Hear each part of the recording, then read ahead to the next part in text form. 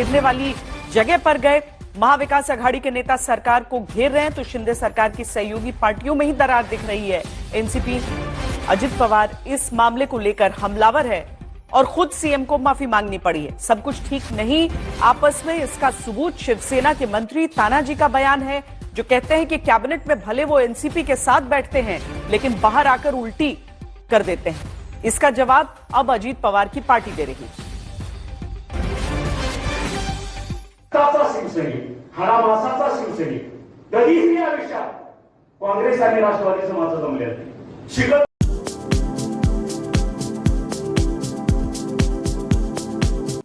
दोस्तों नमस्कार। जहां पुल गिर रहे हैं, जहां ब्रिज गिर रहे हैं, यहां ब्रिज राजनीति के और गठबंधन के गिरने लगे हैं। जी हां, जहां एक तरफ भारतीय जनता पार्टी के बीच सरफुटबॉल चल रही है महाराष्ट्र से लेकर के बिहार तक, और बहुत सारी राजनीतिक खबरें ऐसी हैं और बड़ी गुपचुप सी खबरें ये आ रही हैं कि चिराग पासवान और प्रधानमंत्री मोदी और हनुमान जी और राम जी के बीच जो है ठन गई है।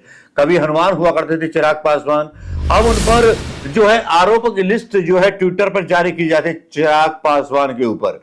चिराग पर लगे 3 बड़े आरोप।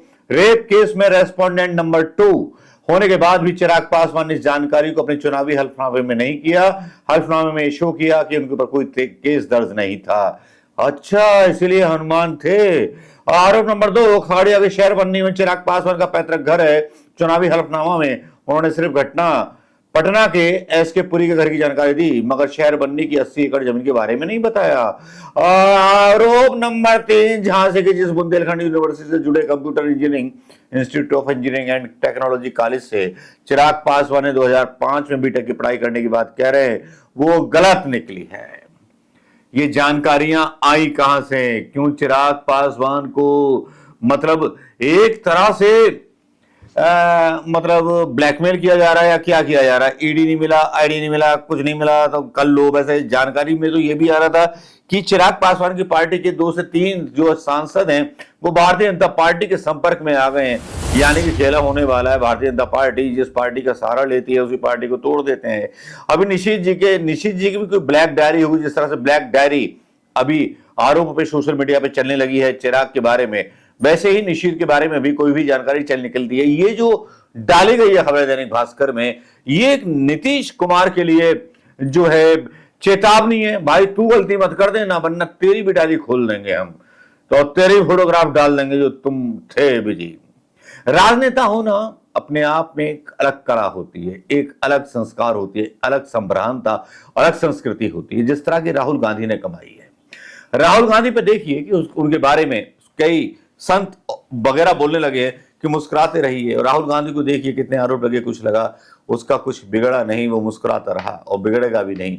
जो इंसान किसी का बुरा नहीं सोचता उसका कुछ बिगड़ता भी नहीं। प्रधानमंत्री मोदी जी की भाव भंगिमा देखिए, राहुल जहां मुस्कुराते हैं और वहां पर मोदी जी किस तरह के दिखाई देते हैं, टेंशन में दिखाई देते हैं ना। देखो आप, माथे में भ्रकुटी, ये सारी कुछ।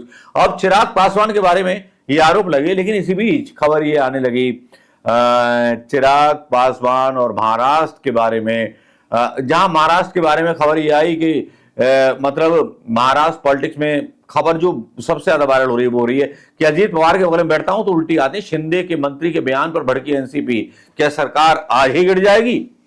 मतलब कुछ भी ठीक नहीं। महाराष्ट्र चुनाव से पहले सब कुछ हो रहा है, हवाएं तेज चल रही हैं, बहुत तेज हवाएं चल रही हैं। शिवाजी की मूर्ति गिर जा रही है यार, करोड़ों रुपए की वाली। ऐसा कहीं होता है? नेहरू जी की बनाई हुई मूर्तियां खड़ी रहती हैं लेकिन इनकी मूर्तियां गिर जाती हैं।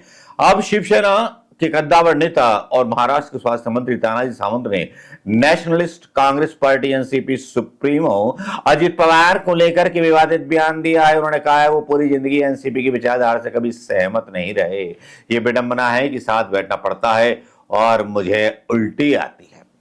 उल्टी मतलब घड़ी का टाइम खराब है, मतलब अपने चाचा, अपने ताऊ या चाचा का मतलब चुनाव निशान भी ऐंठ लिया, पार्टी भी तोड़ ली, अजीत पवार बड़े आदमी बन गए, बिग लीडर बन गए। भाई एक तरह से कहूं ना, मोदी जी का धन्यवाद देना चाहिए कि ऐसे लोगों को मतलब सामने लेके आ रहे हैं कि ये लोग करप्टेड लोग कौन थे। ये राहुल गांधी को भी पहचानना चाहिए, इन लोगों के साथ कभी गठबंधन नहीं करना चाहिए। अगर राहुल गांधी इनके साथ गठबंधन करते हैं भविष्य में तो उनकी नीयत पर भी सवाल उठाएंगे। मोदी बहुत बड़ा काम कर रहे हैं, इतना बड़ा काम कर रहे हैं, वो पहचानने का मतलब जनता को बता रहे हैं कि देखो कौन कौन करप्ट है, जिन पे आरोप लगा हमने उन्हें पार्टी में ले लिया और देखो मंत्री बना दिया, अब सब कुछ नहीं कर रहे। ये सत्ता के लिए अपनी विचारधारा भी बदल दें, सब कुछ बदल दें, क्योंकि चोर हैं ये लोग। चाहे कांग्रेस के नेता जो बीजेपी में गए या एनसीपी के नेता जो बीजेपी में गए, चोर हैं, इसलिए उनकी ईडी आईडी सब कुछ बंद करा दी। सावंत इतने पर भी नहीं रुके आरोप लगाते वक्त, वो इतना भरे हुए थे, सब कुछ कैमरे के सामने उलटते गए जितना वो एक्साइटेड हो रहे थे, यानी कि उनको वॉमिटिंग ही फील होने लगी। यार ऐसा होता है कहीं। और इस पर जो था एनसीपी के नेताओं का भी बयान आने लगा, बयान जो था इन लोगों के खिलाफ आने लगा, एकनाथ शिंदे के खिलाफ आने लगा। तो लगता है कि भारतीय जनता पार्टी में मतलब जो कुछ चल रहा है वो मतलब ठीक नहीं चल रहा, वक्त खराब चल रहा है। और राहुल गांधी की स्माइल जो है लगता है सबको हरा रही है। तो यहां एक खबर भी आई, खबर भी चली, खबर भी चलाई गई, जिसके बारे में बताया गया कि एनसीपी में सब कुछ ठीक नहीं है। ये नेशनल मीडिया पर भी खबर आई। इस खबर को देखते रहिए, तोलते रहिए, सोशल मीडिया पर भी चल रही है ये खबर। हम थोड़ा सा बैकग्राउंड में भी चला देते हैं।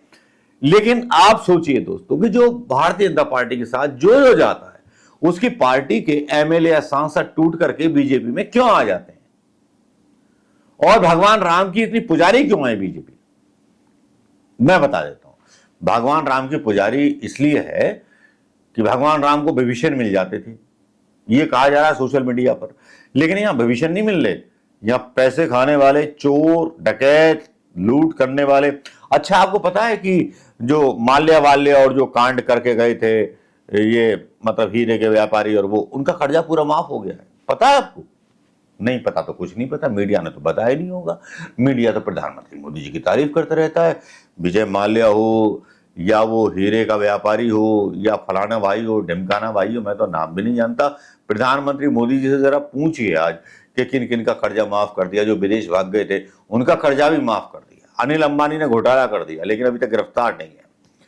लेकिन यहां बीजेपी जो है मुश्किल में नजर आ रही है महाराष्ट्र के चुनाव में, और मुश्किल में नजर आ रही है केंद्र सरकार भी मुश्किल में नजर आ रही है कि कभी भी चिराग पासवान कुछ भी कर सकते हैं। क्योंकि चिराग पासवान के खिलाफ जिस तरह से एजेंडा चलाया जा रहा है वो वाकई में लग रहा है कि या तो नीतीश को चेतावनी देने के लिए या नीतीश को उकसाने के लिए, और नीतीश में अगर गैरत बची है तो अपना वो क्या कहते हैं समर्थन वापस ले लें। और तेलुगु देशम के चंद्रबाबू नायडू, उनके लिए भी चेतावनी है। उनके कब विधायक और सांसद टूट जाएं कुछ पता नहीं है।